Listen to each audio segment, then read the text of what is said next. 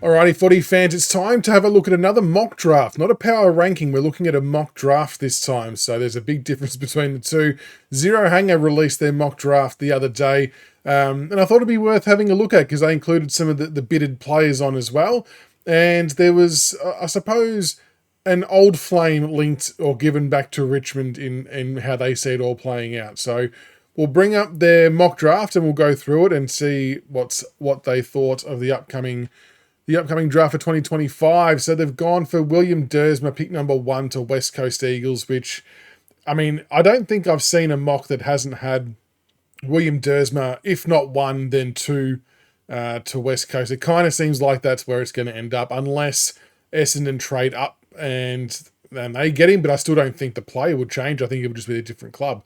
So they've got him at 1. Zeke Uland going at 2 with a bid. And then Cooper Duff-Tytler going at 3 to West Coast. A lot more people are starting to kind of get on the Duff-Tytler bandwagon to West Coast. I know the testing's going on currently. He tested really well with the 2K time trial for a big guy and then had a reasonably good sprint time as well from what I could see on Twitter.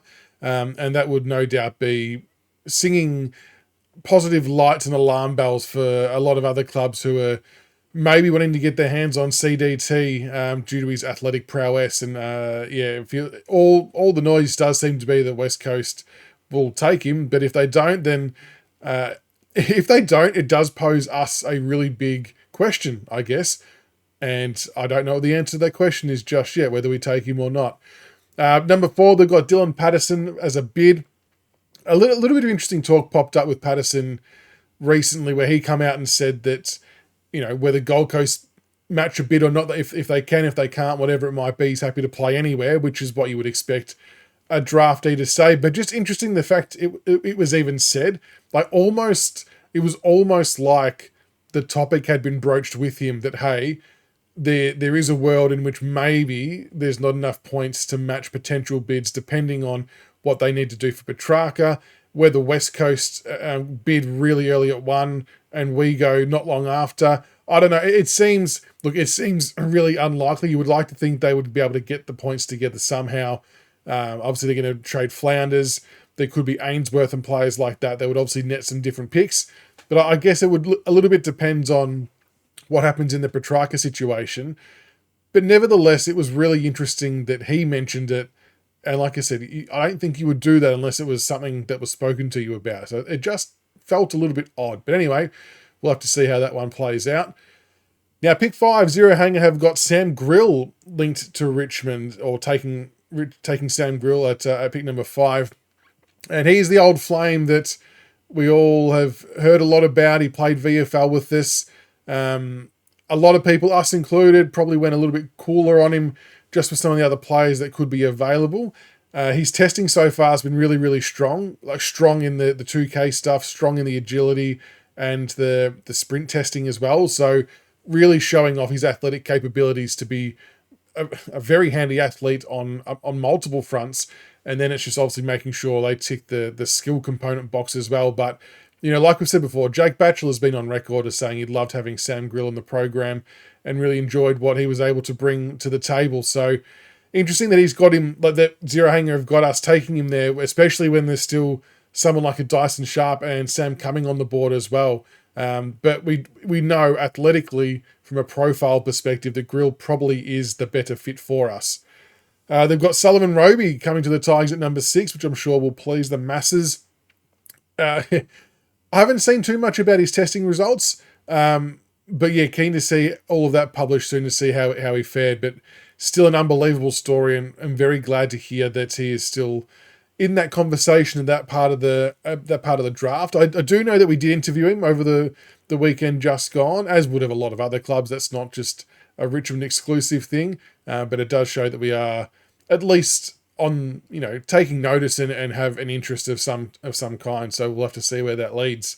Number 7, they've got Dan Annable going to the Lions with a matched bid, and then Harry Dean to the Blues.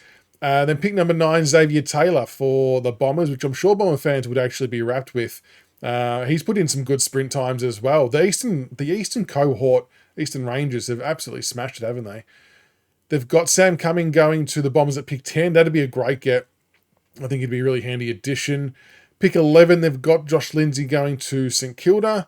This one was a real bit of a bolter, I guess, by the way of mock drafts. But they've got pick 12, the Hawks going for Javan Filippo, whose testing probably hasn't hit the heights that I thought it might have, because he is very athletically gifted with the whole decathlon stuff and things like that. But yeah, he's going to, athletic wise, going to be fine. We'll run and do all that kind of stuff. It's just, is there a high ceiling on his football ability? I don't mind the pick in that spot, and I can actually see a world in which a team does take him a little bit higher, like that, like this example, just because of the raw ability that he's got. It's not a bad shout actually. Pick 13, they got Aiden Schubert to the Swans. Pick number 14, Dyson Sharp to the Bulldogs. That's probably as low as I've seen Dyson Sharp for a little while, to be honest. And I reckon that would be a steal there for the Bulldogs, and they would be doing absolute backflips and cartwheels if he got to that point in time. Again, we say it every time we talk about mocks, but he's going to be one of the most fascinating names, because you've seen him as high as 1, 2, 3, and 4, all the way down to, we've got 14 here, and sometimes people have had him even further down. So yeah, Dyson Sharp at 14 to the Dogs. Pick number 15, Jacob Farrow to the Freo Dockers, so sticking with the WA talent. Pick 16, the Giants to take Noah Hibbins-Hargraves. Pick 17, Ollie Greaves to the Crows. Pick 18, Max King in a match bid for the Swans. Pick 19, Lockie Doverston to the Eagles. That'd be a great get as well. Obviously, that pick 19 is a chance to end up with Brisbane with the whole Starcevic thing, but that'll play out whenever it plays out, and hasn't played out for the purpose of the mock draft, which is fine. But Lockie Doverston's another one who you hear more and more being spoken about as the combine stuff gets on, that he's one of those players I reckon clubs would love to be able to get in, but just trying to work out where to place him in the rankings and how you can try and manipulate it to get, can you get him with a split pick, for example? He's going to be one that could cause a few headaches for selectors.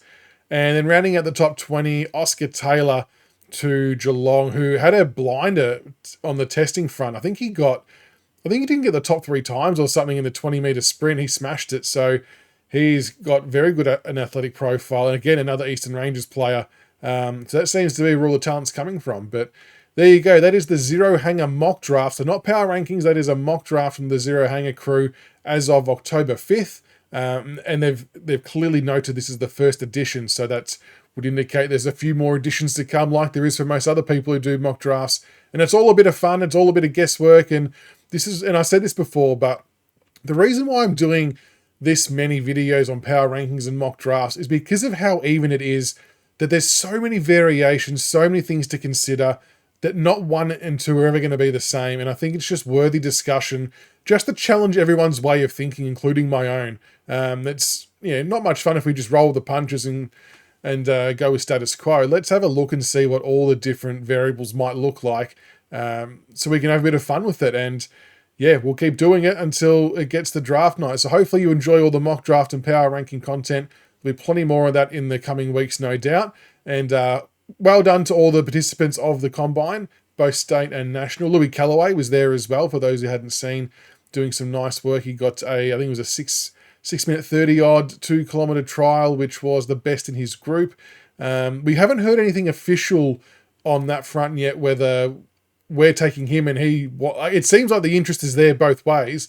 I'm starting to wonder if we're trying to keep our distance to play mind games in case we get a pick that we can maybe use on another player, and then just get Callaway with a list spot and try and get the best of both worlds. I'm starting to wonder if we're playing some mind games there, but I am all for getting Louis Callaway into the club as well. I think he's an absolute ripper. But there you go. That is the Zero Hanger mock draft. Let us know what you think in the comments below. As Richmond supporters, would you be happy with Sam Grill and Sullivan Roby?